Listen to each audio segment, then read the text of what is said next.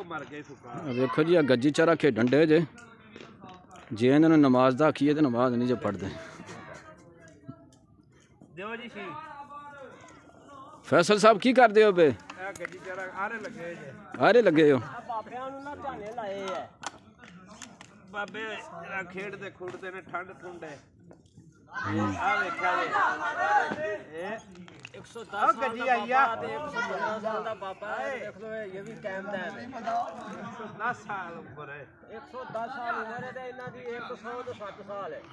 अल्लाह ताला का लाख लाख शुक्र है, काफ़ी दिनों के बाद आज सूरज नज़र आया है। तकरीबन 15-20 दिन हो गए हैं सूरज नज़र नहीं आ रहा था।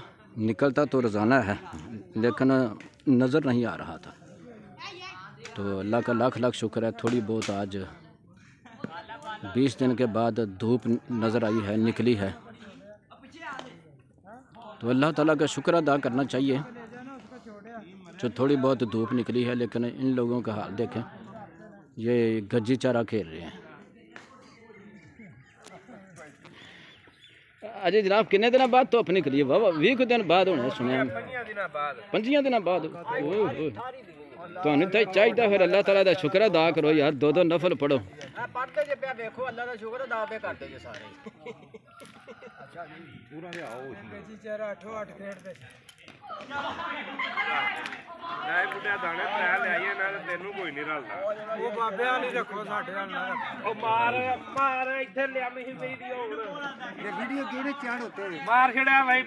किन्नू मारिया जे? चाचे दा शी मारिया। वो अल्लाह दे बंदे ना मारिया करो, प्यार मोहब्बत ना रहा करो, सलूक ना रहा करो। पक्की हो गई। गज्जी चारे चारे किन्नू मारन डे जी? उन्होंने मार छड़िया। चलो चलो चलो चलो माशाल्लाह जी माशाल्लाह। साढ़े भाजी इकबाल साहब ने जी, 2 इकबाल साहब ने। अच्छा जी, वाह। हेलो जी, आंदे 90 साल की उम्र है इन्होंने।